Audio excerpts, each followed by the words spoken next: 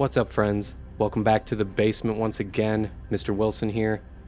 With the recent passing of Carl Weathers, I felt compelled, obligated even, to do a review here that involves him. Carl Weathers has been around a long time and has been in lots of movies and TV shows. But for my money, his best and most iconic role is Apollo Creed in the Rocky franchise.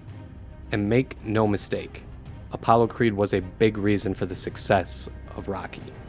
His fast-talking, loudmouth personality and flashy boxing style was the perfect foil to Rocky's simple, slow, and methodical tank of a boxer who preferred using his face to block. These two guys were polar opposites inside the ring and outside the ring. And when were these two at their best? In Rocky II, the pinnacle of the series. Yep, that's right. Let's get into it. Rocky II begins with a recap of their first fight and kind of follows these guys to the hospital where they get treatment for their injuries.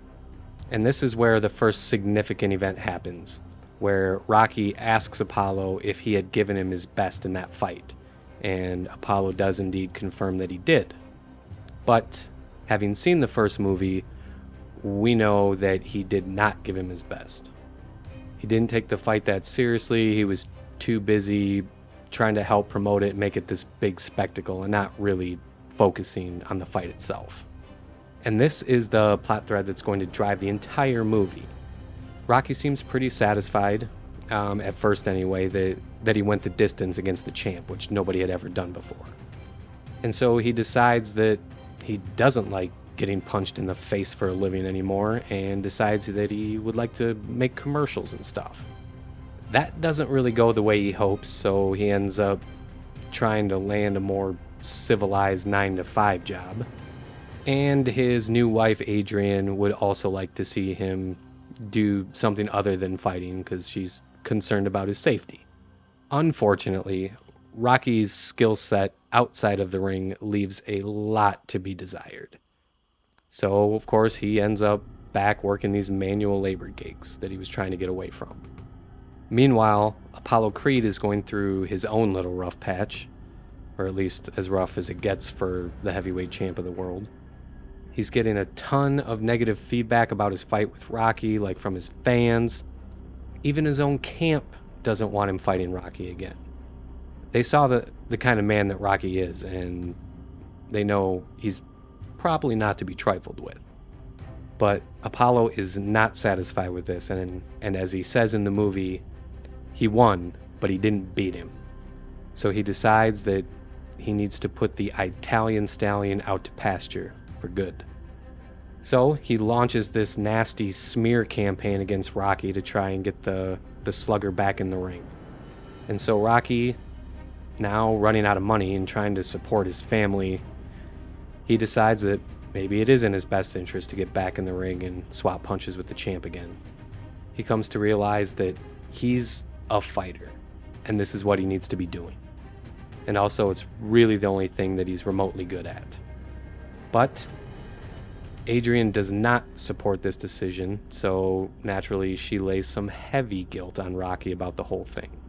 Not long after that, Rocky's manager Mickey is criticizing his training ethics and ultimately ends up telling him that he's probably just going to get his face kicked into pieces and various other things of that nature.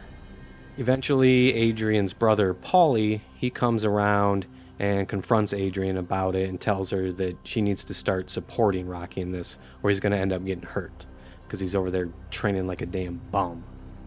Her response to this is to fall in a coma, while pregnant nonetheless. On a side note, I love how in the boxing world the term bum is like the ultimate insult. That just amuses me for some reason.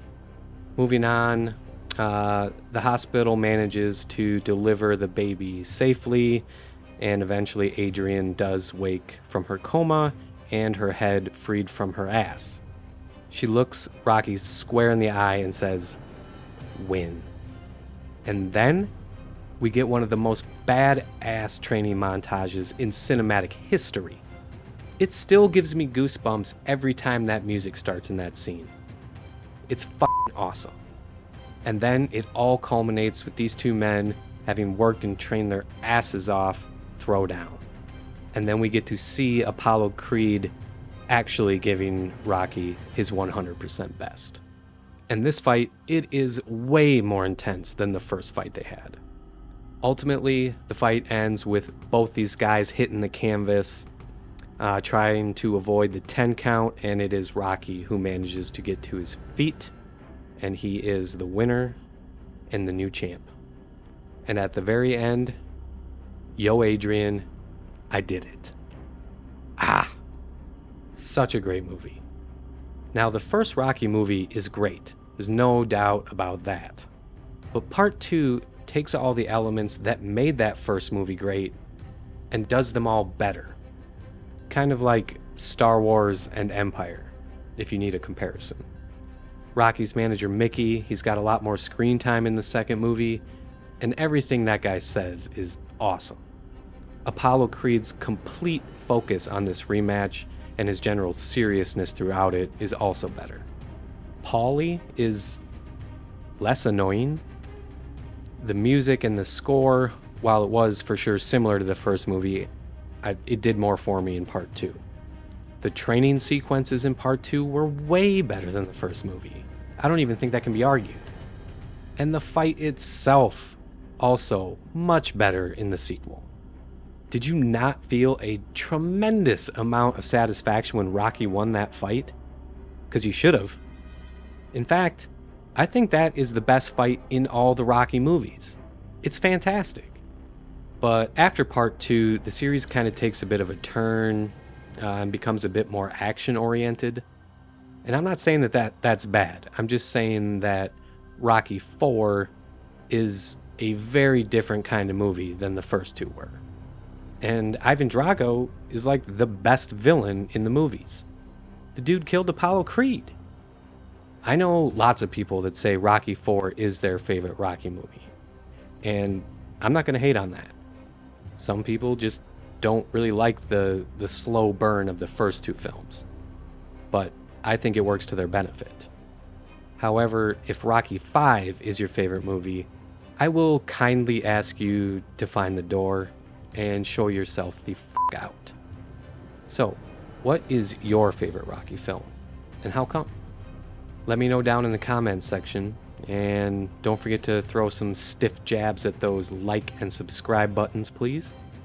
Well, that's all I got for this one, guys, so I just want to say rest in peace to Mr. Carl Weathers, and I'm out of here.